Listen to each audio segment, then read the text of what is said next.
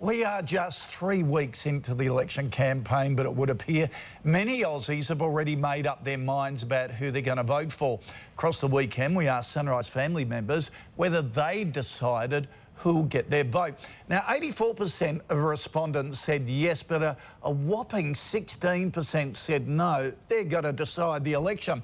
Now, it's probably fair to say many of that 16% are feeling disillusioned with both major parties. So the minor forces are keen to point out there is an alternative.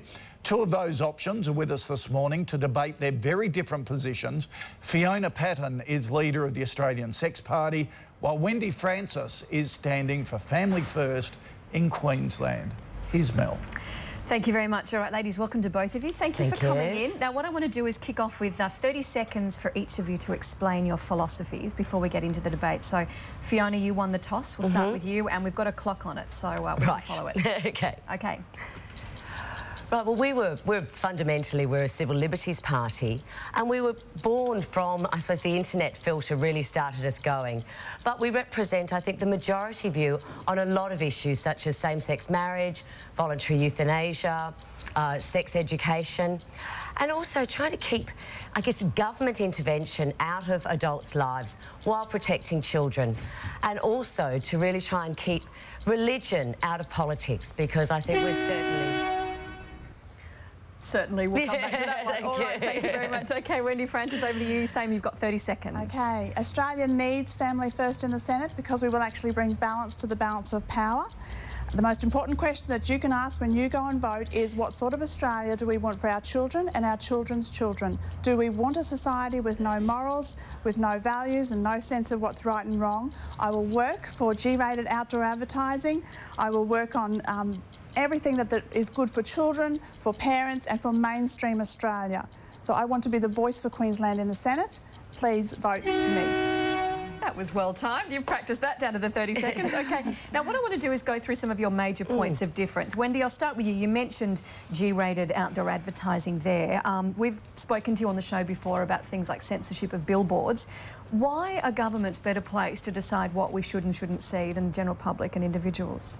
It's a shame that it's got to be that way, Mel, but the problem is that our industry at the moment is self-regulated and it is not working. Our children are not being protected from highly sexualised images in our society. So we drive down the road with the children in the car and they are seeing things that we should not have to explain to them when they're 4, 5, 6 years old. I want outdoor advertising to be G-rated so that it's the same across the board. We have G-rating for our children's TV programs. How would you go with our billboard? Because I have a billboard that says the Australian Sex Party. Well, I don't have a problem with the Australian Sex Party at all. You don't have a problem with the word sex, it's just... No, I don't have a problem with the word sex, except when I have to explain it to a 4-year-old child what it means. So I don't want longer-lasting sex plastered over a billboard. But Australian Sex Party is okay. And I believe that the majority of Australians would not want that either. Yeah. So, Fiona, to you then, I mean, some of the billboards are pretty graphic. You're okay with all of them? You know, I think some of them are fairly tasteless, but I don't think we need government intervention in that. So we need intervention, like the parents have actually... We do have a very good system in place, and certainly, look, the Advertising Bureau assesses itself, and I think we're finding that the majority of people actually are quite happy with where it goes. And look, we do get tasteless stuff, but that's part of a free society that we don't have to agree with everything that's out there. Fiona is not actually speaking for the majority of Australians. She is speaking for the sex industry. Fiona represents a lobby group for the sex industry. I think I represent about the vast majority of Australians who think that we don't need greater government intervention in our lives. If anything, we need less intervention. What Fiona is saying, and there's big money. Her money actually stopped my billboard going up 3 times. No, your billboard was against the company that you were putting the billboard at. I mean, look, I don't think billboards is really important. Make outdoor advertising G-rated. Let's look at real ways of protecting children. I mean, how about a Royal Commission into sex abuse in the church? I mean, would you support something like that? I would support Commission into sex abuse across the board. Fantastic. Absolutely. I think that, look, I mean, that's great. It's not just churches. I don't know why you would actually single out churches because it is across the board. But I was going to ask that question of both of you anyway. So we've got agreement on that one. So a Royal Commission into sex abuse. Absolutely. Can we have it across the board within the sex industry as well? That would be really good. Well, actually, no one's been charged in the sex industry. 1,000 church employees have been charged. I think it's abuse of children that we drive down the road and we have to explain to them sexual imagery. I think billboards are actually just such such a small part of You're absolutely our right. It is a society. small part of it. Can I ask another policy then? Internet filter, Fiona, you've been pushing strongly. The Labor government, of course, has been pushing struggling for this. Look, I mean, you know, the Australian Sex Party probably wouldn't be here had it not been for the internet filter. The internet filter is actually against child pornography. So you're child saying... pornography is already illegal, Wendy. It's already illegal. We already send people to jail for it. But this is what the filter is. But it's there, Fiona. You'd be blind if you didn't know it was there. But the filters I mean, we have laws to stop child pornography. They already exist. That's actually what the filter is about. No, the filter's there to say we're going to filter it. I want the people who do child pornography prosecuted and sent to jail. I don't want to see us filtering sites. I want to see them closed down and sent to jail. And the internet filter is actually not about that. It's about restricting what adults can view with the misguided idea that it will protect children. No, that's not true. There will still be able to choose what you watch in your own home. But when it starts affecting, yes, you will. You actually will. Wendy, I'm not sure that you understand that the blacklist, the secret blacklist that the government will be keeping, all ISPs will be forced to block all Australians from viewing any sites that are on that blacklist. Now, those sites do not contain illegal material, such as child pornography, and you and I, of course, are in agreement about child pornography. Absolutely. But I'm not supportive of a government deciding what I don't think as an adult can and can't watch. OK, so different view on that one. All right, let's go to the next one. Wendy, your website says marriage can only be between a man and a woman. So what would you say to any gay couples watching this morning? I would say that gay couples have every right to be a gay couple. They just can't have the same equality. But why would we change something that's been around forever? Why would we all of a sudden change the definition of marriage to accommodate a lifestyle choice that is quite legal? Because it's about equality. No, this is not about equality at all. This is actually about what's the good of Australia. A small minority group is wanting something. And anyway, I can't believe that this is an issue when there are so many important things that we're talking about in Australia. But I'm just trying to garner the different views. I actually find it is an important issue, between a man and a woman, and that is in the Marriage Act, and I see no reason why that would change, and I think the majority of Australians would agree with me. The majority of Australians don't agree with you, and all of the polling showing that the majority of Australians do believe that we should change the Marriage Act to not discriminate against people on the grounds of who they love. So then where are we going to stop, Fiona? So that there has to be a line draw somewhere. Gay. So where... My sister cannot marry her partner. They have a beautiful daughter.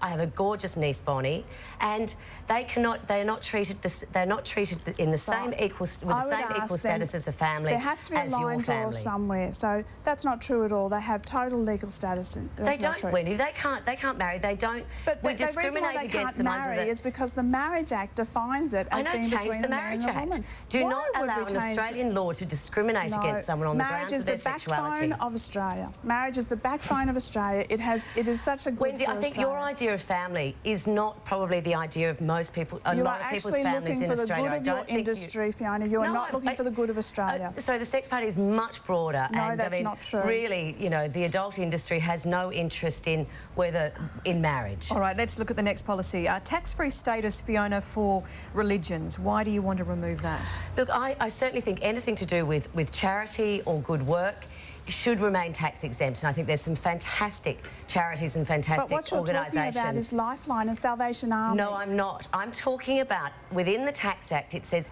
if you promote religion, that receives tax exempt status. Now, why should promoting religion be a tax-exempt status? Promoting good food eating is not tax-exempt. Promoting religion, I think it's archaic and it's out of step with today's society. You're going to take money away from people like the Salvation Army, Lifeline, who are actually counselling people who come out of your industry. I just saw the cathedral up here spend tens of millions of dollars building a church spire while there was homeless people all underneath it. Now, I don't believe in today's society, which is largely a secular society. Salvation Army are out there feeding those homeless people. Look, I'm totally supportive of Salvation Army, except for their drug policies. I'm totally supportive of a lot except for. I'm totally supportive of church organisations. Totally except for doesn't mean totally. No, totally means, yeah. Wendy, your view then, you don't think it should be removed? No, I don't. I think that if somebody's doing something wrong, you know, by all means, look into every why should churches remain tax exempt? Why should they not pay land tax like the rest of us? But it's not just churches, it's charities. I'm not saying charities, I'm saying religion. But a lot of charities are run by churches. Yeah, I know, but if we're actually throwing the baby out with the bathwater. No, the work they do for charity, of course, remains tax exempt. The work they do in promoting religion is what I'm saying shouldn't be tax exempt. Oh, I think it's a free society. Now, can I would love you both to sort of give me a bit of a snapshot to end all of this. Finally, who would you like to see as Prime Minister and why? Julia Gillard or Tony Abbott? Fiona Patten, your views? I'd like to see myself as Prime Minister. No.